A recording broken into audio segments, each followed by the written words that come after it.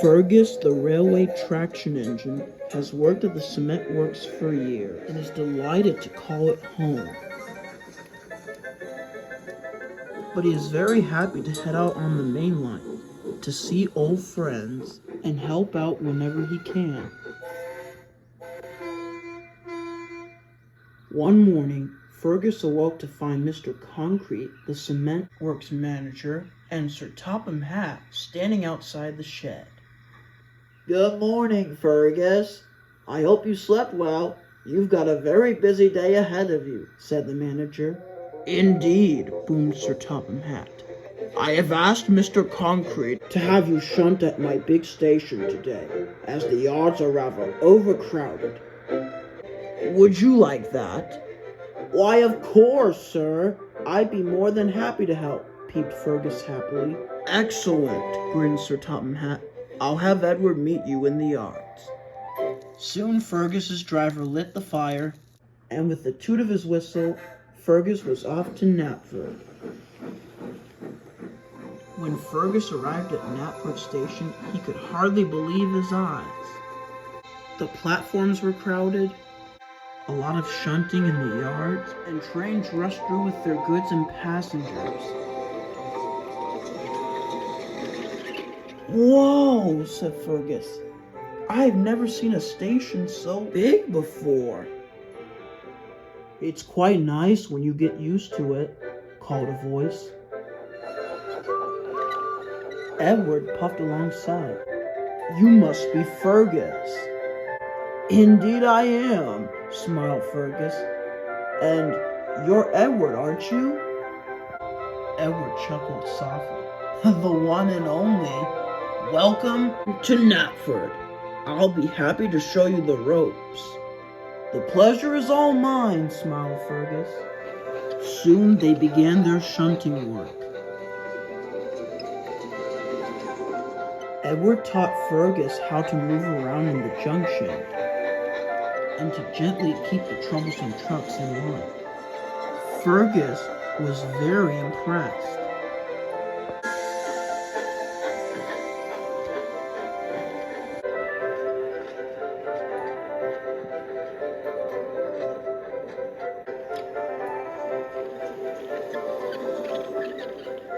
Soon the job had been completed. Bill and Ben told me you knew everything about shunting, said Fergus, and it seemed they were right. Well, I know you like to do things right, as the twins told me about your encounter with that rock slide. I surely apologize for their behavior, too. The two engines chuckled. Suddenly, they were interrupted by a loud whistle. Gordon was on his way to the platform. Hurry up with my coaches! And stop wasting time talking to silly little traction engines, he grumbled. Fergus was confused. Who on earth was that? That's just Gordon. I'm afraid he can be rather boastful. Pay no mind to him. He's always like that, explained Edward. Fergus was cross and moved over to the coaches. What are you doing? Asked Edward. Someone has to trim that bossy boiler's wheels, said Fergus sternly.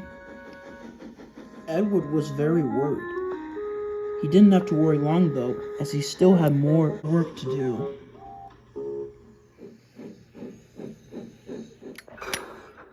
Be careful, traction engine. I'm the pride of the line, and you show me some respect.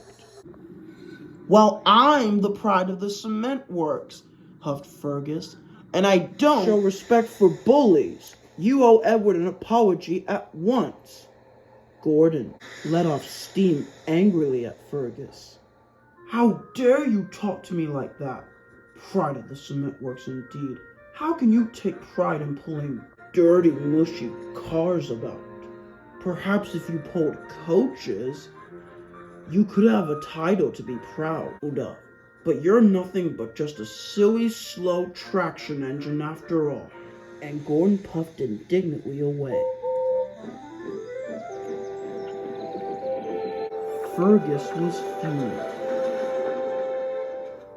Gordon rocketed down the line as fast as his wheels could carry him. Now this is what a prideful engine should look like, he thought to himself. And he started to go even faster. Whoa, slow down, Gordon, shouted his driver. We might damage something. Nonsense, grunted Gordon, and they continued further down the main line. Later at Knapford, Fergus continued with his work. Do it right, he called to the workmen. The workmen and shunters obliged. Just then they heard a rumbling sound. Bless my flywheel, cried Fergus. Is that an earthquake? That's no earthquake. That's Gordon, cried his driver. Gordon thundered into the station, faster than he had ever gone before. Now this is what real pride looks like, he boasted to Fergus. Suddenly, Gordon felt a sharp pain.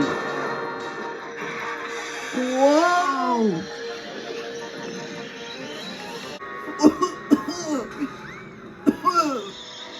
Gordon slivered to a stop, right beside Fergus. What just happened? He wheezed. It's your safety valve, coughed his driver. Gordon was embarrassed.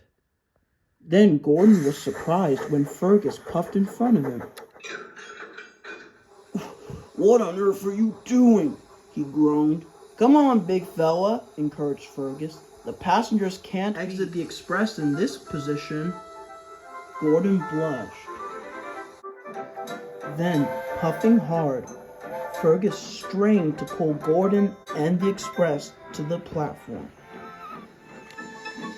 It was hard work, but at last, Fergus managed to get Gordon and his express to the station.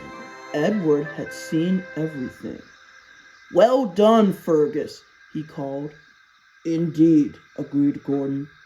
I'm sorry for teasing you, Fergus. For a little traction engine, you're more useful than I've ever pictured. Well, blushed Fergus, that's how we can all do it right together. Soon Thomas came to take Gordon to the works. Well, chuckled Thomas. The pride of the line meets the pride of the cement works. But we can all agree that my branch line is the pride of the line, eh? You're wrong there, little Thomas, interrupted Gordon. I think you'll find that Fergus is the pride of the line, as well as his cement works. Fergus chuckled as Thomas grumbled away.